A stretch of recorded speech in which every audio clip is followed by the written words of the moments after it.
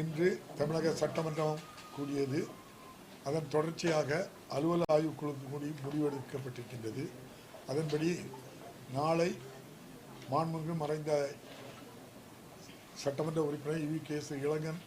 இளங்கோவன் அவர்களுக்கும் மாண்புமிகு மறைந்த பாரத பிரதமர் முன்னாள் பாரத பிரதமர் மன்மோகன் சிங் அவர்களுக்கும் இரங்கல் தீர்மானம் நிறைவேற்றப்பட்டு நாளை சபை ஒத்திவைக்கப்படும். அதன் தொடர்ச்சியாக 4 நாட்கள் சட்டமன்ற கூட்டத்தொடர் நடைபெற இருக்கின்றது. புதன், வியாழன், வெள்ளி, சனி 4 நாட்கள் நடைபெறும். 4வது நாள் மாண்புமிகு தமிழக முதல்வர் அவர்கள் ஆளுநர் உரைக்கு நன்றி தெரிவிக்கும் தீர்மானத்தின் மீது மாண்புமிகு முதல்வர் அவர்கள் பேசி நிறைவு செய்வார்கள். நன்றி. இந்த எல்லா நாளுமே क्वेश्चन ஆன்சர் செஷன் கேள்வி நேரம். முதல் 3 நாட்கள் நிச்சயமாக இருக்கும். பிறகு சட்டமன்றத்தில் உள்ள விருப்பப்படி நடந்தது. சட்டப்பேரவையில் என்ன நடந்தது சார்? நீங்கள் தானே பார்த்துட்டு இருந்தீங்க.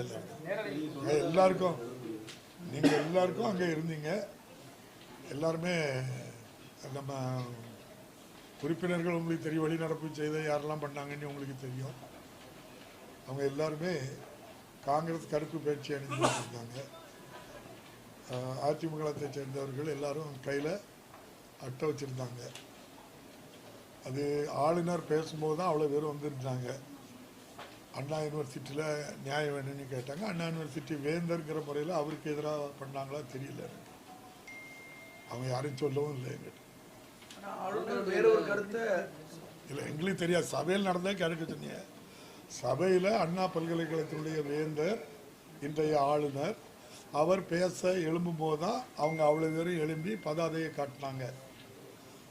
நானோ சிஎம்ஓ பேசக்கு முயற்சி பண்ணும்போது அந்த பதாதையை காட்டலை. அப்படின்னா என்ன அர்த்தம்னு அவங்ககிட்ட தான் கேட்டாது, எனக்கு தெரியாது. வேந்தர்கிற முறையில் நிர்வாகம் சரியில்லைன்னு அதுக்காக பதாதையை காட்டினாங்களான்னு தெரியாது.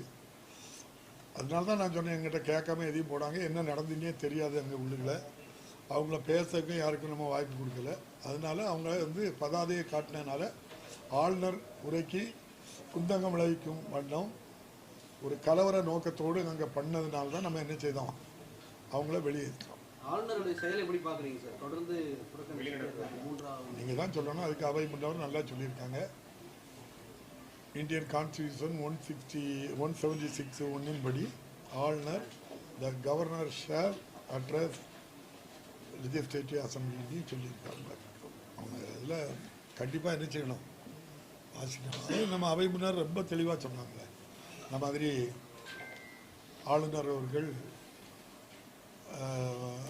அந்த ஜனநாயக கடமை என்ன செய்திருக்கணும், நிறைவேற்றிருக்கணும். தொடர்ந்து இதுபடி 3வது வருஷம் இது பண்ணிகிட்டு இருக்காங்க. அது நம்ம அவையிலே தீர்மானம் கொண்டு வந்து அதை தவறுங்கிறத என்ன செய்திருக்கணும், கண்டிச்சிருக்கோம்.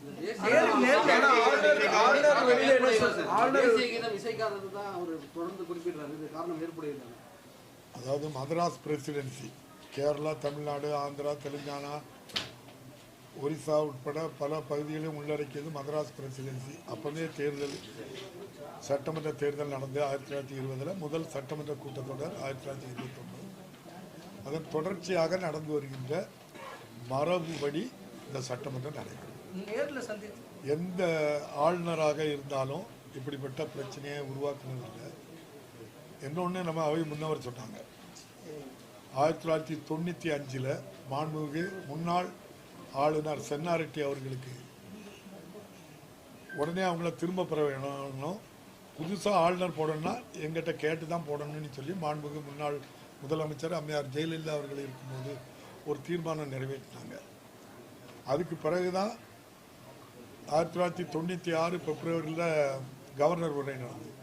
அவர் தன்னுடைய ஜனநாயக கடமையை ஆற்றிட்டு தான் போகிறாங்க.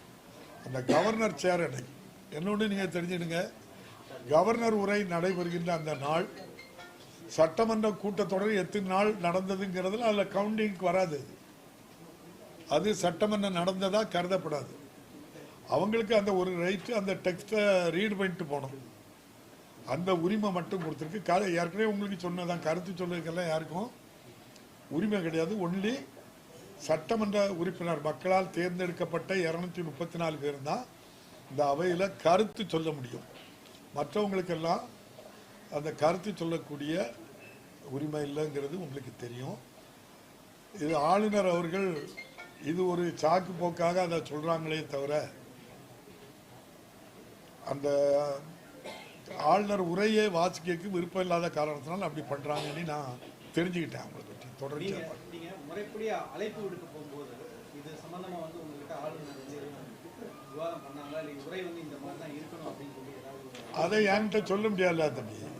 அது ஒரு தேர்ந்தெடுக்கப்பட்ட அரசு அமைச்சரவை, அவங்க கூடி அவங்க தயாரிக்கக்கூடிய உரையை தான் அவங்ககிட்ட கொடுக்கணும். சம்பிரதாயம் முதல் கூட்டத்துக்கு அவங்க வரணும். அது பேரவை தலைவர் போய் நேரில் போய் அது வந்து நம்முடைய இந்த சம்பிரதாயம் மட்டுமில்லை, தமிழர்களுடைய நாகரிகம் பண்பு, அதை போய் ஐயா நாங்கள் இப்படி சட்டமன்ற கூட்டத்தொடர் அதுக்கு கூட்டத்துக்கு அனுமதியே சிஎம் அந்த கவர்னர் தானே தந்திருக்காங்க. அந்த தேதியில் போய் மரியாதை நிமித்தமாக தந்தோம். எங்களை நல்லா பண்பாக உபசரித்தாங்க, எங்களுக்கு டீ எல்லாம் தந்தாங்க. நல்லா சந்தோஷமாக தான் பேசிக்கிட்டோம். எந்த விதமான கருத்து முரண்பாடுகளோ அல்லது ஒருத்தருக்கு ஒருத்தர் ஏன் வந்தாங்க அப்படிங்கிற கூட ரொம்ப மோஸ்ட் வெல்கம் அவங்க. அதே மாதிரி நீங்களும் பார்த்தீங்க, அவங்களுக்கு என்ன கௌரவம் உண்டோ அவ்வளவும் அது வந்து கான்ஸ்டியூஷனில் இருக்குது. இது வந்து தொடர்ந்து இந்திய அரசியலமைப்பு சட்டத்துக்கு விரோதமாக செயல்படுவது நியாயமானு நீங்க தான் சொல்லணும்.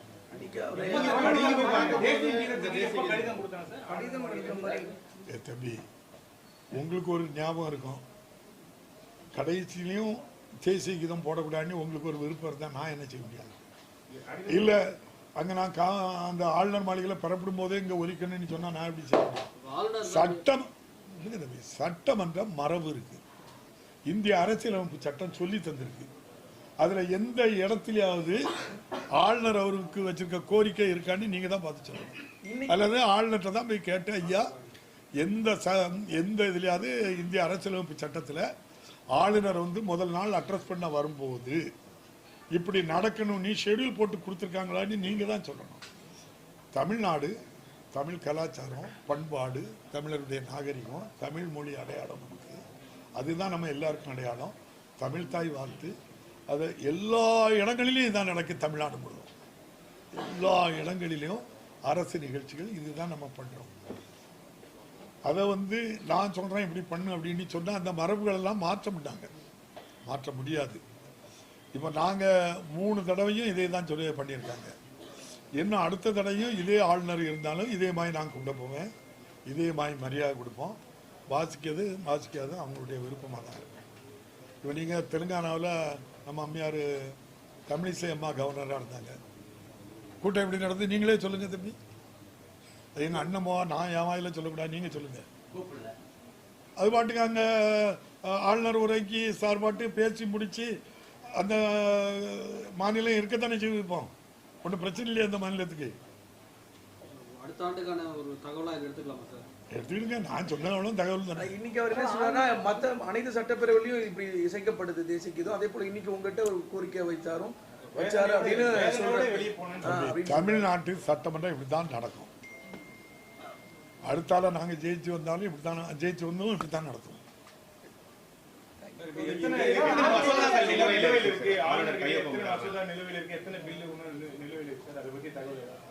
அது வந்து ஆளுநர்கிட்ட நிலுவையில் இருக்கு, நெகட்டிவ் பண்ணது இருக்கு, குடியரசுத் தலைவருக்கு அனுப்புனது இருக்கு. இவங்க முடிவெடுக்க வேண்டியது பிரைம் பில்லு இவங்க பாஸ் பண்ணியிருப்பாங்க, அதை திரும்ப சட்டமன்றத்தில் தீர்மானம் வச்சு திரும்ப கொண்டு போயிருப்போம். அதை கவர்னருக்கு பிரசிடென்ட்டுக்கு அனுப்பியிருக்காங்க. அந்த விதிமீறல் சட்டமீறல்லாம் கைவந்த கலையா இருக்கு அந்த மாளிகையில். நாங்கள் என்ன செய்ய முடியும்?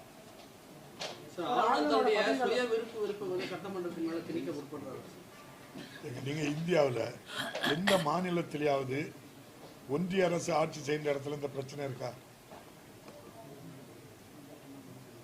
இது தமிழ்நாட்டில் கொள்கை ரீதியான ஒரு அரசு ஆட்சியில் இருக்கிறதுனால வேணும்னு திட்டமிட்டு இட்டு கட்டி பண்றாங்களான்னு எனக்கு தெரியும். என்ன தம்பி, அது சொல்ல முடியுங்களே, நீங்க தான் கேட்கணும்.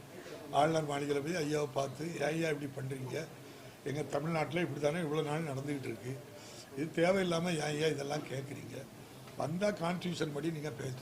அதே ஆளுநர் தான் சொன்னாங்க இது கான்ஸ்டியூஷனில் செக்குலர் கண்ட்ரின்னு இருக்குது, மத சார்பற்ற நாடுன்னு இருக்கு. மத சார்புள்ள நாடுன்னு பொது வழியில் சொல்கிறாங்க. இதே ஆளுநர் தான் சொன்னாங்க நீங்கள் அவங்க மேலே என்ன நடவடிக்கை எடுத்துருவீங்க, நான் என்ன எடுத்துருவேன் சொல்லுங்க.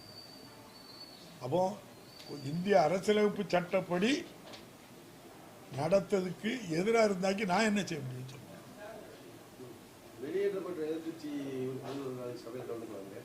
இன்னைக்கு ஒன்றாலும் தானே தம்பி, ஆளுநருக்கு எதிராக தான் அந்த பதாதைகளை தூக்கி அவர் வேந்தங்கிற முறையில் காட்டினதான்னு தான் நான் உணர்ந்துக்கிட்டேன். ஏன்னா ஆளுநர் பேசும்போது அல்லன்னா அந்த எதிர்ப்பை காட்ட வேண்டிய அவசியம் இல்லை. அப்போ ஆளுநர் வேந்தர் அங்கே சரியாக அங்கே சில மாணவிகள் பாதிக்கப்பட்டிருக்காங்கங்கிற இஷ்யூவை ஆளுநருக்கு விரோதமாக காட்டி அவர்கள் ஆளுநர் வெளியே போனோடனே அவங்களும் போயிட்டாங்க. எதிர்கட்சிகள் தொடர்ந்து ஒரு விமர்சனம் வச்சுட்டு வராங்க. எதிர்கட்சிகள் எங்களை ஆளுநர் சபாநாயகர் எங்களை பேசவே அனுமதிக்க மறுக்கிறாரு, அமைச்சர் பேச வேண்டியதெல்லாம் கூட சபாநாயகரே பேசுகிறாருன்னு சொல்லிட்டு உங்க மேல ஒரு விமர்சனம் வச்சுட்டே இருக்காங்க. எப்படி பாக்குறீங்க? நீங்க தான் பார்த்து சொல்லணும். நீங்க உங்க எல்லாத்துக்கும் ஒரு 140 பேருக்கு உள்ள இருக்கப்பட்டு தந்திருக்கேன். பத்திரிகையாளர்கள் ஊடகங்களுக்கு ஒட்டு நான் தந்திருக்கேன். 66 பேர் எதிர்கட்சியில் இருக்கிறாங்க, 132 பேர் ஆளுங்கட்சியில் இருக்கிறாங்க. இது போக தோழமை கட்சிகள்லாம் இருக்கு. இதுல யார் அதிக நேரம் பேசுறதுக்கு வாய்ப்பு கொடுத்துருக்கு பாருங்க. கேள்வி நேரத்தை பாருங்க. ஒன்று ஆளுங்கட்சிக்கு மேல் ரோன்னா அடுத்தல எதிர்கட்சிக்கு இந்த பக்கம் ஃபுல்லாக அவங்க தான். அங்கேருந்து எம்எல்ஏக்கள் வருவாங்க எதிர்கட்சியிலேருந்து, எங்களுக்கு துணை கேள்வி தாங்கம்பாங்க. அது டிவியில் லைவாக இருக்கிறதுனால எல்லாம் காட்டுறதுனால அதை கேட்க எப்பவுமே நேரலையில கொடுப்போம். முதல் கூட்டத்தொடர் எப்பவுமே நேரலையில கொடுப்போம். அவங்க பதாதி அங்கே போட்ட தகராறுல என்ன டெக்னிக்கல் ப்ராப்ளம் ஏற்பட்டோ தெரியல. நான் பார்த்து சொல்லிட்டேன், கேட்டு சொல்லிட்டேன். டெக்னிக்கல் ப்ராப்ளம் எனக்கு தெரியாது, அது என்ன நடந்துன்னு எனக்கு என்ன தானே தெரியும். இப்போ நீங்கள் தான் காட்டிகிட்டு இருக்கேன்னு நினச்சிட்டு இருக்கேன். நான் இது ஒரு யாருக்கு நாங்கள் தான் காட்டிட்டு இருக்கோம் தம்பி. சரி, பார்லிமெண்ட்ல குடியரசுத் தலைவர் இப்படி வாசிக்க மாட்டேன்னு என்னைக்கா போயிருக்காங்களா தம்பி? இந்த 11 வருஷத்துல என்னைக்கா நடந்திருக்கா? இல்லை. அவங்க அந்தால சபை ஒத்தி வைக்கப்படுகிறேன்னு எல்லாரும் போயிருந்தாங்க, ஒரு பிரச்சனை இல்லைங்க. கடைசி நாள் ஒரு 50 பில்லை கொண்டு வந்து பாஸ் பண்ணி விட்டுட்டு போயிருந்தாங்க. டங்ஸ்டன் உட்பட அப்படிதான் பாஸ் பண்ணி விட்டுட்டு போயிருந்தாங்க. அவங்கள யாராவது நீங்களும் நானே கேள்வி கேட்க முடியுமா தம்பி? அப்போ அதைத்தான் இந்த கவர்னரை செய்ய சொல்றோம். நாங்கள் நம்முடைய டெமோக்ரஸியே பார்லிமெண்ட் டெமோக்ரஸி, பார்லிமெண்ட்ல நடக்கிற மாதிரி சட்டமன்றத்தில் எங்களுக்கு நடத்தி தாங்கன்னு கேட்கணும்.